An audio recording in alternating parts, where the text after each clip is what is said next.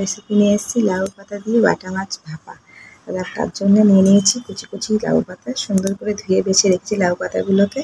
আর বাটা মাছগুলো কাটা বাটা পরিষ্কার হয়েছে, লাউ পাতাগুলোকে কুচো কুচো করে নিয়েছি। এবার এর মধ্যে দেবো 1 চামচ সর্ষে, কালো সর্ষে, 1 চামচ পোস্ত আর কয়েকটা কাঁচা লঙ্কা, আর দেবো একটু আদা। আদাটাকে ছাড়িয়ে একটু গুঁড়ো গুঁড়ো করে নিয়েছি, সামান্য লবণ দিয়ে একটু জল ছিটিয়ে এটাকে সুন্দর করে মিহি করে বেটে নেব। দেখো, তাই রেসিপিটা গরম ভাত দিয়ে খেতে দুর্দান্ত লাগে। আমি তো করি, খুব ভালো লাগে খেতে, তাই তোমাদের সঙ্গে ভালো একটু শেয়ার করি কেমন লাগে। দেখো, আর যদি কেউ খেয়ে থাকো এরকম বানিয়ে, তো প্লিজ আমায় কমেন্ট করে বলো। আর যদি কেউ না খেয়ে থাকো তা প্লিজ একবার করে দেখো, দুর্দান্ত লাগে। গরম ভাতে এই দিয়েই 1 থালা ভাত খাওয়া হয়ে যায়।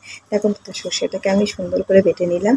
বেটে নিয়ে এবার একটা পাত্রের মধ্যে শিল ধোয়া জলটাও দিয়ে দিলাম।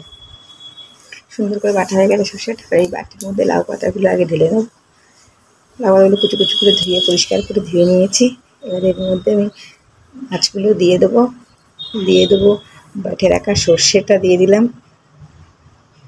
একদম মিহি করে বেটে রাখা সর্ষে, স্বাদ মতন লবণ, হলুদ গুঁড়ো আর লাল গুঁড়ো লঙ্কা, একটা পেঁয়াজ কুচি কুচি করে কেটে দিয়ে দিয়েছি এর মধ্যে। এবার 2 চামচ সর্ষের তেল।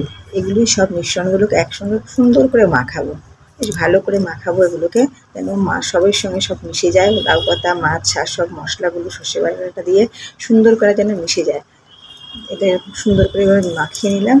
এবার এগুলোকে দেখো কী করবো, একটা টিফিন বাটি নিয়ে নেবো, টিফিন বাটির মধ্যে এগুলোকে ঢেলে নেবো। এই দেখো, টিফিন বাটির মধ্যে এগুলোকে তুলে নিচ্ছি। খুব ভালো লাগে বন্ধুরা, একবার খেয়ে দেখবে। যদি একবার খেয়ে দেখে যদি ভালো না হয়ে থাকে আমাকে বলো, এই দিয়েই 1 থালা ভাত খাওয়া যাবে। পরিষ্কার করে সুন্দর করে দিয়ে দিলাম, একদম বাটি করে কাচিয়ে কুচিয়ে পরিষ্কার করে দিয়ে দিলাম। দিয়ে এবার এগুলোকে সুন্দর করে মানে সাজিয়ে দিও।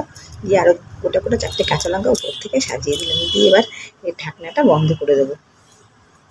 এদিকে কড়াইতে জল বসিয়ে, ওই দেখো জলের মধ্যে একটা লেবুর টুকরো দিচ্ছি। কেন জানো তো? জল ফুটালে কড়াইটা কালো দাগ হয়, তো এই লেবুর টুকরোটা দেওয়াতে দাগ হবে না। স্ট্যান্ড বসিয়ে বাটিটা বসিয়ে দিলাম, টিফিন বাটিটা আটকে বসিয়ে দিয়ে ঢাকা দিয়ে দিলাম। দিয়ে এবার আমি বেশ কিছুক্ষণ কাজ করবো। তো 30 মিনিট মতো আমি ঢাকা থাকবে, একদম গ্যাসটা লো ফ্লেমে করা থাকবে। চলো, 30 মিনিট হয়ে গেছে। এবার দেখা যাক কেমন হয়েছে। দেখো, আমি তুলে নিচ্ছি, গরম হয়ে গেছে গামলাটা। এবার দেখো কেমন হয়েছে, তোমরা একটু করে দেখো কেমন হয়। চলো ঢাকনাটা খুলে ফেলি। এই দেখো, গরম আছে এখন। ঢাকনাটা খুলে ফেললাম। এবার একটা চামচের সাহায্যে এগুলোকে নাড়ি চাড়িয়ে দেবো, তেল মশলাগুলো সবার সঙ্গে সব লেগে যায়। এই দেখো, নাড়ি দিচ্ছি বন্ধুরা, পাশেই আমার রাস্তা, তো ওই জন্যে গাড়ির আওয়াজ হয়। দেখ, একটু সবাই একটু কষ্ট করে শোনো। দেখো হয়ে গেছে সুন্দর, দেখেছো মাছগুলো একদম সিদ্ধ হয়ে গেছে। আর খুব ভালো লাগে, অসাধারণ দুর্দান্ত স্বাদ হয়। গরম গরম ভাতের সঙ্গে এটা যদি পাওয়া যায় কিছু লাগে না। দেখো, গরম ভাতও হয়ে গেছে। গরম ভাতের সঙ্গে এই লাউ পাতা দিয়ে মাছ ভাপাটা